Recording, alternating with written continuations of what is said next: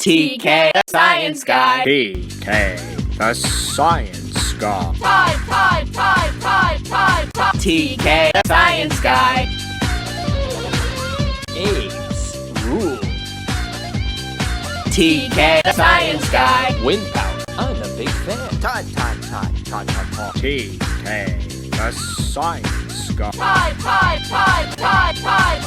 science guy. TK, the science guy. Hey CW Apes, Mr. Kennedy here.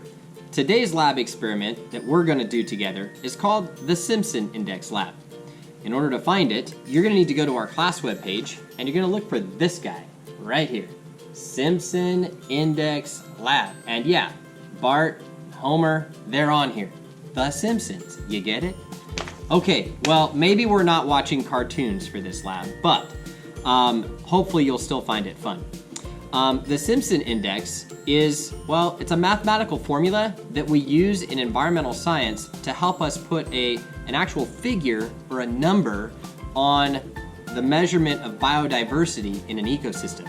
You might remember me talking about biodiversity in lecture and other class activities, and I've tried to really stress the idea that, well, it's super important. So the more biodiverse the ecosystem, the more resilient it is. And the more disturbance, disruption, pollution, or human impact that ecosystem can tolerate. So biodiversity is huge, but how do you measure it? Do you just walk outside and look at the trees and go, yep, there's lots of biodiversity there, there's lots of trees? No, you can't do that. Like, this is science. You have to have numbers, so there's got to be this math thing that goes along with it. So go to our class webpage, right? Find the Simpson Index Lab and do this with me, okay? The Simpson Index is a mathematical formula that basically puts, like I said, a number on biodiversity by, well, basically comparing species richness to its relative abundance, right? We got to put those two numbers together to get a value, and we can use that value to tell people, yes, this ecosystem is diverse and healthy and strong, or no, it's not. At the heart of this, the data for all of this involves counting a lot of cars. Now, rather than send you to go troll the parking lots in the neighboring shopping center by your house, this guy is gonna go do that for you. Why don't you join me? Let's head outside and see what we can find. So I'm here at Clovis West High School, and I'm gonna go through the parking lot, and I'm gonna basically show you all the cars that are here. Now, your job as you, well, basically watch me do what I'm doing, is to keep track of the different makers of cars that you see. So I'm not really concerned if it says Toyota Tundra versus Toyota Sienna. Like, both of those count as a Toyota. So what you're gonna be keeping track of is Toyota versus Nissan versus Chevy versus Ford. All right, so follow me along here. I'll show you the grills of these cars. You keep track. We're gonna do 2 areas, total of 50 cars in each area. I know the handout says we're supposed to do like 5, but you know, 100 cars, I think that's plenty. Okay, let's get started.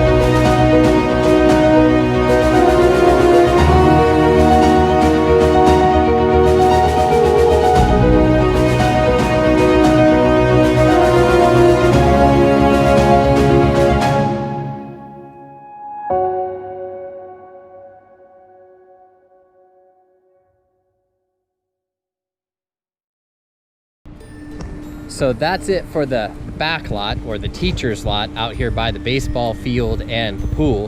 Now let's go out front and see how the diversity and distribution of cars, the species evenness, the abundance, right, as it's referred to in your handout, plays out there.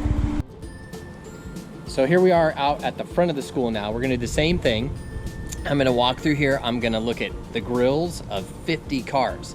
So remember, your job is to keep track of the make of the car, not the model. Like, again, we don't care if it's Toyota Sienna versus Toyota Tundra, or, you know, Chevy Camaro versus, I don't know, Chevy anything else, okay?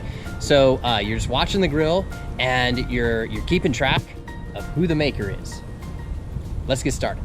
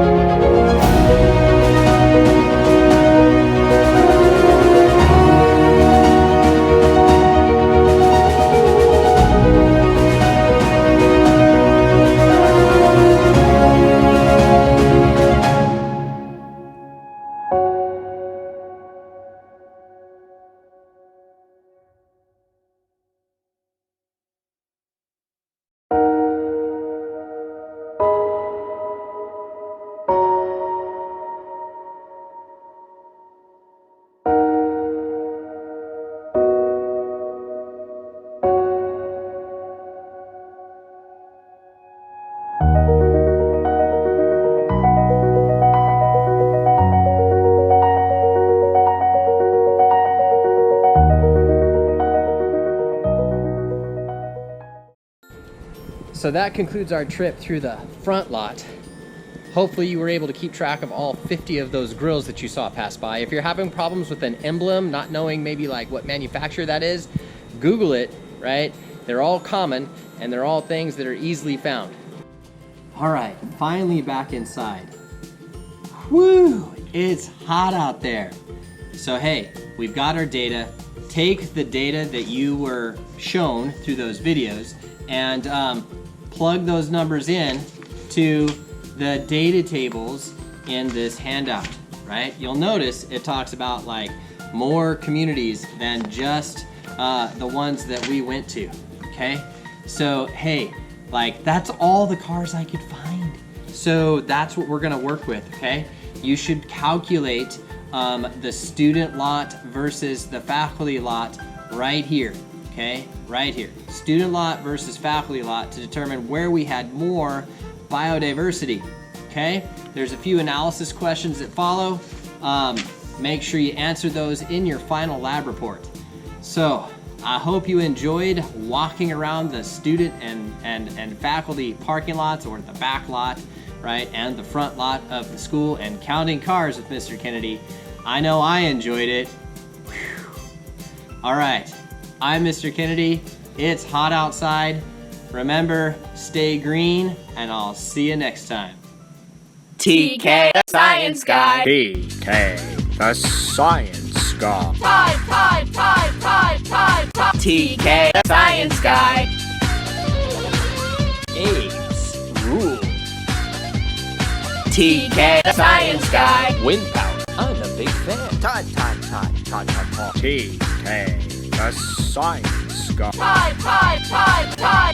the Science Guy. TK the Science Guy.